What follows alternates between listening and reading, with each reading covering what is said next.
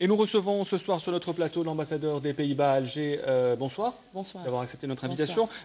Alors aujourd'hui, on a l'impression que les deux pays sont très éloignés l'un de l'autre, qu'il n'y a pas disons, une coopération historique, des liens historiques comme avec beaucoup d'autres pays européens. Qu'est-ce qui pourrait être fait aujourd'hui de plus que les autres entre l'Algérie et les Pays-Bas? Là, je dois vous dire qu'il existe des liens très anciens entre les Pays-Bas et l'Algérie, et nous faisons déjà beaucoup de choses. Mais je suis tout à fait d'accord qu'on peut toujours en améliorer, et c'est cela que nous sommes en train de faire,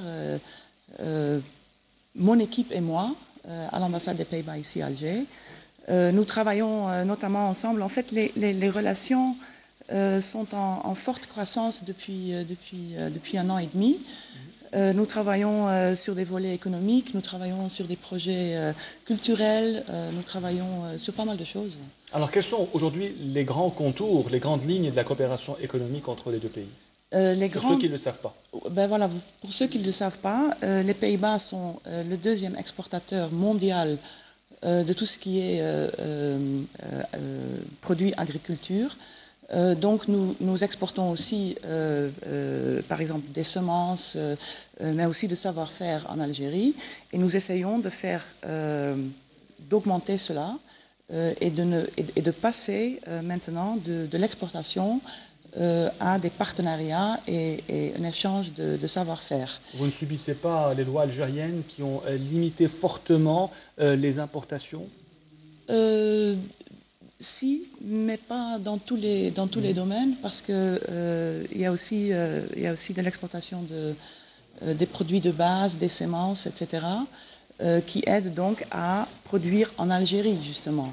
Et le but est d'augmenter et de diversifier justement cette production en Algérie, et non pas seulement de faire une simple exportation de produits finis. Qu'est-ce qui a changé surtout depuis un an, depuis que vous êtes maintenant ambassadeur des Pays-Bas à Alger? Est-ce qu'il y a d'autres domaines qui ont été explorés entre les deux pays ou qui sont en projet? J'essaye surtout sur le plan culturel, oui. Il y a eu j'ai essayé de faire croître les rencontres, parce que je pense que ce qui fait notre monde aujourd'hui, c'est toujours basé sur des rencontres personnelles. Alors, mon grand but, c'est de faire augmenter les rencontres entre toutes sortes d'Algériens et entre toutes sortes de Néerlandais. Et donc, il inclut les hommes d'affaires, mais aussi des artistes, des peintres, des musiciens, et d'autres personnes, des contacts entre les ONG, la société civile. Tout cela est très important pour fortifier, renforcer les liens qui existent entre nos deux pays. Est-ce que vous considérez que le climat d'affaires en Algérie est favorable pour des chefs d'entreprise néerlandais qui aimeraient venir investir ici? Si, je pense que si. Même si à la règle du 51-49, elle n'est pas un handicap? Ça dépend des cas. Il y a des noyaux où il y a toujours des fortes opportunités. Il est toujours important de trouver des bons partenariats. Nous cherchons, les entreprises néerlandaises cherchent à venir, et quand ils s'installent ici, ils viennent pour la longue terme. Donc ils cherchent des partenariats durables, fiables. Ça prend peut-être parfois un peu de temps à préparer, mais il y a un intérêt, et moi je me félicite parce qu'il y a un intérêt croissant aux Pays-Bas, parmi les hommes d'affaires néerlandais, à venir ici, à s'installer et à investir dans le pays. Alors, votre pays a d'ailleurs augmenté son budget de développement pour l'Algérie, surtout en direction de la jeunesse algérienne, l'entrepreneuriat des jeunes notamment. Pourquoi, Madame l'ambassadeur, un intérêt soudain aujourd'hui pour l'Algérie, dont le budget n'était pas important au début dans votre pays? Ce n'est pas tout à fait un intérêt soudain. Nous avons toujours cru que dans cette région, et y inclus dans l'Algérie, ce qui est la plus importante, c'est la couche jeune de la population. Quand on veut arriver à une stabilité régionale et aussi une stabilité en Algérie, la chose la plus importante de faire, c'est de donner de l'espoir aux jeunes. Et nous sommes là en partenariat avec le gouvernement algérien qui prend pas mal de mesures pour stimuler cela. Nous essayons d'y ajouter et de renforcer et de travailler en partenariat aussi surtout avec des institutions. Alors vous avez parlé algériennes. notamment la démarche de Mohamed Kouidimi sur le projet Maharati. En quoi aujourd'hui vous pouvez apporter de nouveau concernant le développement de cette coopération vis-à-vis des jeunes et notamment la jeunesse dans le sud du pays? Est-ce qu'il y a une expérience néerlandaise particulière en la matière? Il y a une expérience néerlandaise particulière dans ce qu'en anglais on appelle des start-up, donc des incubateurs pour les jeunes qui veulent En français, c'est les start-up. essayer, c'est les start-up aussi, ben voilà. Donc les jeunes qui veulent développer leur propre idée en entreprise. Ouais. Il y a un monde à gagner là. Et donc ce que nous pouvons apporter, c'est nos expériences qui ne sont pas non plus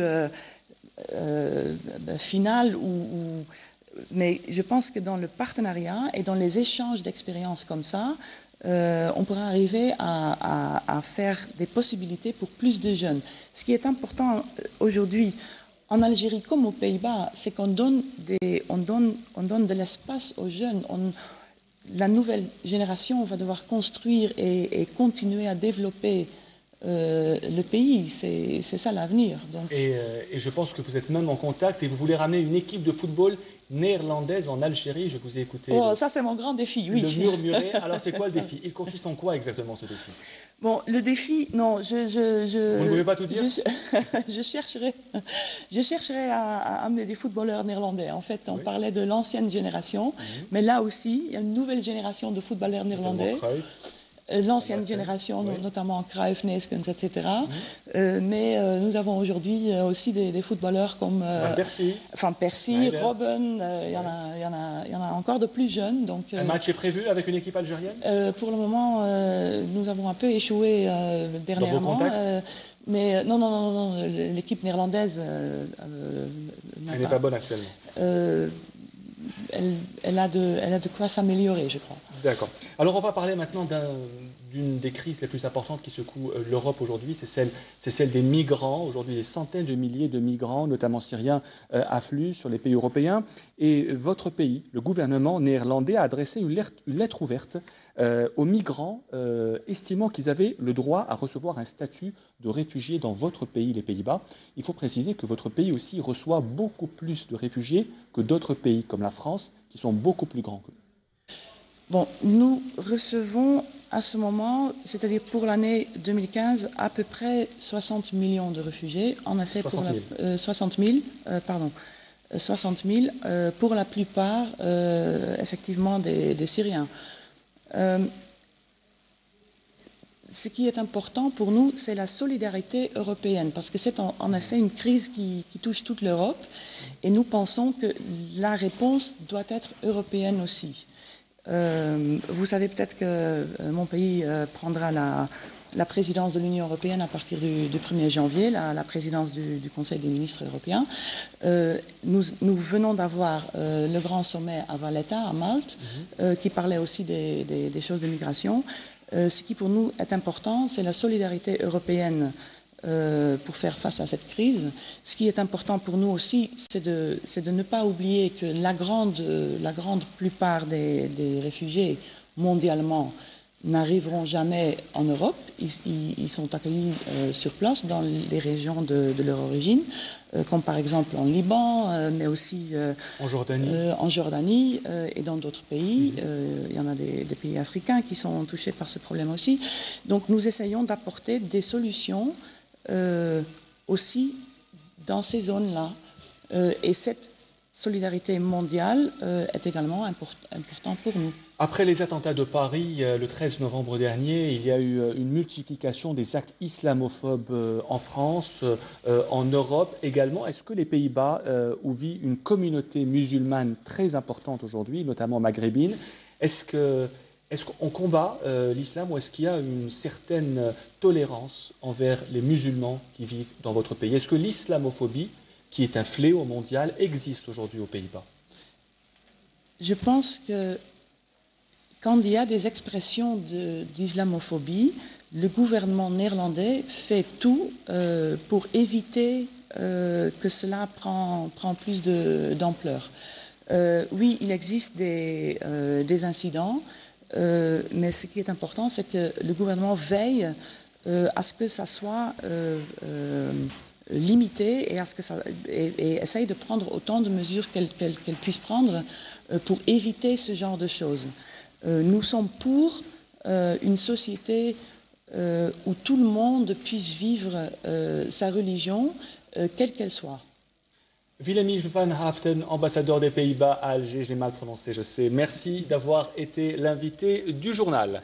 Avant de se quitter, on passe à l'info dernière.